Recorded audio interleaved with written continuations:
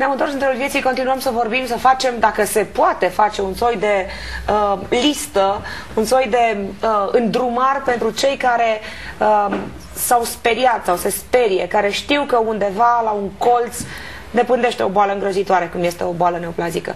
Am ajuns în momentul în care vorbeam despre corpul de lângă corpul fizic, da?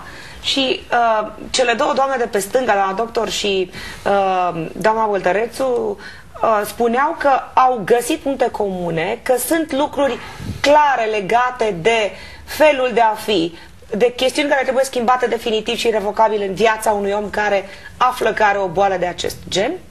Aici aș vrea să punctez faptul că ceea ce contează este motivația. De exemplu, ai avut un părinte sau pe cineva în familie bolnav de cancer. Ce faci? Începi să mănânci sănătos, să ai grijă, da. Să ai grijă. Corect. Dar dacă motivația este faci asta ca să nu te îmbolnăvești de cancer, de fapt investești o foarte mare energie în chestia asta. Și energie pe care poți să o canalizezi în altceva? Pe care sfârșești prin a te îmbolnăvi de cancer, probabil. Dar în momentul în care pui lucrurile altfel și zici, da, eu vreau să duc o viață sănătoasă ca să-mi văd copiii mari. Eu vreau să trăiesc bine. Motivația pentru că vreau... nu fie să mă lupt cu cancerul lui tata sau lui mama, ci faptul că eu am altă treabă pe pământ. am altă treabă pe pământ. Investesc energie în sensul acesta. În cartea doamnei pe care o studiați și pe care înțeleg că o admirați, doamna Bourbeau, scrie la cancer următoarele chestiuni. Cancerul reprezintă o alterare a celulei în sine, precum și o alterare gravă a mecanismului de reproducere a unui întreg grup de celule. Se face referire la partea corpului în care se manifestă cancerul. Se vorbește despre blocajul fizic și blocajul emoțional. Această boală se manifestă la o persoană care a suferit o rană importantă în copilărie, spune doamna Bourbeau, în relația cu un părinte sau cu ambii părinți. Rană trăită în singurătate. Rănile importante care pot cauza maladie grave sunt respingerea, abandonul, umilirea, trădarea și nedreptatea de care ați vorbit și dumneavoastră. Unele persoane pot avea mai multe răni de acest tip în timpul copilăriei. Foarte interesant.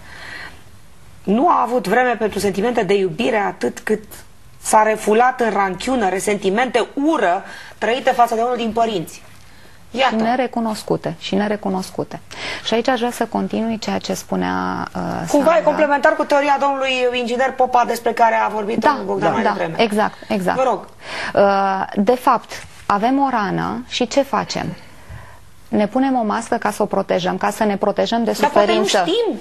Nu ce știm. faci că nu știi? Nu știi. Sau când așa crezi că se va rezolva. Pentru că nu suntem noi înșine. De fapt, asta facem. Nu suntem noi înșine. Ne e frică de judecata celorlalți. Vrem să ne ridicăm la așteptările celorlalți și atunci ne punem o mască, da? Teoria aceasta... Dar poate nu-i conștientă această mască. Dar nu e conștientă. Păi tocmai că nu este conștientă. Știu pe Sanda de mult și știu că am purtat aceiași pantofi.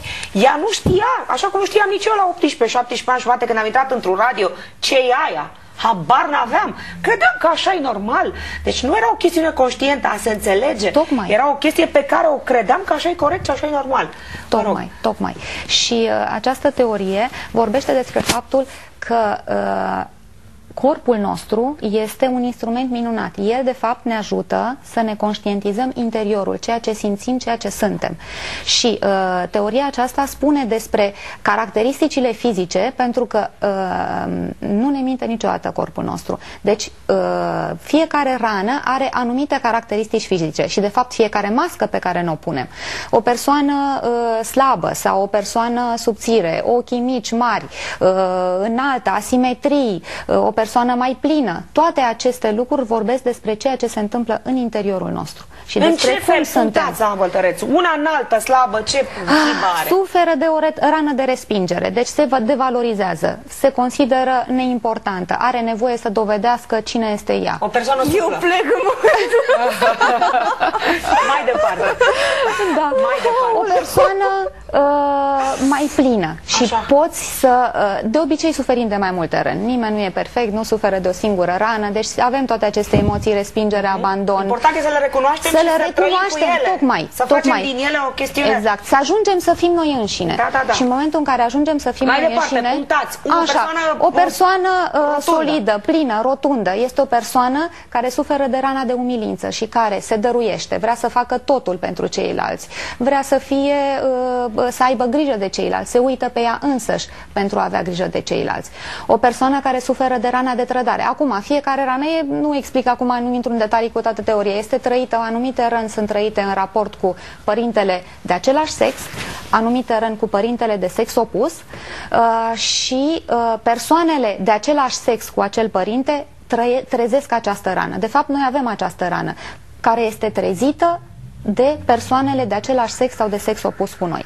E un fel de rezonanță, vreți să spuneți? Da, da. Aha, deci problemele pe care le-a avut mama s-ar putea să le am și eu sau să le regăsim cumva și fimea de asemenea, fiind toate... Doamne! Eu cred în faptul că ne alegem părinții pentru a ne rezolva anumite probleme și a trăi până la urmă în acceptare. De fapt, despre asta vorbea și domnul, despre toate aceste probleme. Foarte interesant punctul de vedere. Ce facem în rest? Da. Eu personal, când am descoperit această teorie, mi-am zis gata, de acum încolo nimeni bolnav, eu nici atât, cei din jurul meu nici atât, familie și tot. Veneau fetele la mine, mă doare aici, gata, am decodat, nicio problemă. Mai târziu am descoperit cu părere de rău că nu poate face nimeni altceva în locul tău și că tu ești singurul care poți face ceva pentru tine. Și în sensul ăsta, ce recomand eu este conștientizare, să fim atenți la mesajele pe care ni le dă corpul, să fim atenți la ceea ce simțim, să fim atenți la emoțiile noastre. Ce înseamnă să fim atenți? Explicați cu punct de clar. Dacă simți o nu știu ce, dacă vezi, dacă auzi, dacă ți s-a părut, explicați, exemple clare, directe, vă rog. În momentul în care deci corpul nostru fizic e clar că reacționează în urma unei emoții, da? Nu se poate, ți-e frică de ceva, da? Inima începe să-ți bată mai repede. E clar, corpul fizic reacționează. Deci să fii atent la ce se petrece în tine. Chiar dacă e destul de greu să fii atent la asta. Mie mi se întâmplă, sunt furioasă sau chestia asta ar trebui să mă înfurie. Dar nu simt nicio furie, oare ce se întâmplă cu mine? Și după aia îmi dau seama că ce fac? Am mâncat o ciocolată, mi-am aprins o țigară. Ce am făcut? Deci am transpus această furie în altceva. Să fim atenți la ce se întâmplă cu noi, să fim atenți la mesajele corpului nostru și să le decodăm. Această metodă oferă o metodă de decodare. Pornind de la simptomele fizice, simptomele emoționale, ce ne împiedică să facem acea maladie, acea afecțiune și apoi să descoperim credința care ne împiedică să fim în acord cu noi înșine. Și care determină credința, suspiciunea, convingerea. Deci nu, convingerea noastră intimă, convingerea care ne determină. Corect, foarte interesant. Am înțeles până în acest moment că trebuie să-ți găsești hiba dinăuntrul tău și să încerci să trăiești cu ea, să conviețuiești cu ea. Nu să o reprimi, pentru că a reprima e cumplit, e groaznic. Doi, să-ți asculți corpul, să-ți asculți organismul, să bei foarte multă apă și să încerci să duci o viață cât se poate de sănătoasă. Să respecti anumite chestiuni. Dificil într-un secol 21 în care noxele sunt pe stradă, în care zăpada vine când te aștepți mai puțin, în care stresul este a doua noastră natură și așa mai departe. Care sunt soluțiile? Cu ce îmbogățim lista de chestiuni pentru o viață sănătoasă și pentru a face viața lungă și sănătoasă? Ne întoarcem în câteva clipe cu un final de emisiune Trenul Vieții.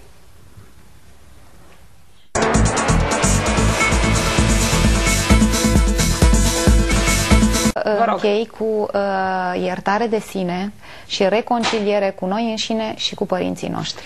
Mi se pare foarte frumos, iertare de sine. Eu cred că mai e ceva, n-ați spus niciunul, o să spun eu că așa e întotdeauna la final. Eu cred că iertarea și toate lucrurile astea le obținem întâi de la Dumnezeu. Și că dacă ne ducem la biserică și că dacă avem credință suficientă, toate bolile, indiferent cum se cheamă, te rog să mă ajut, Sanda, sunt sigură că tu ai făcut asta în perioada aia și o faci și astăzi. Mai mult sau mai puțin, însă credința este acolo și e de nezdruncinat. Cu mersul la biserică aș mai avea încă de corectat. Bun, asta cred că toți oamenii secolului 21 mai avem de lucru. Atât pentru astăzi. Îmi pare rău, va trebui să închid. Vă rog. Prin terapia mentală se poate vindeca. 1. A trecut poarta mănăstirii și din cărucior s-a dat jos. Sunt sigură că Dumnezeu face tot. Doamnelor și domnilor, atât pentru astăzi. Mâine seara la ora 22 vedeți această emisiune în reluare. Vă doresc tuturor o seară frumoasă. Le mulțumesc celor care m-au ajutat să mai desleg câte ceva din tainele acestei oribile maladii și sunt sigură că Dumnezeu ne veghează pe toți. La revedere, noapte bună și Doamne!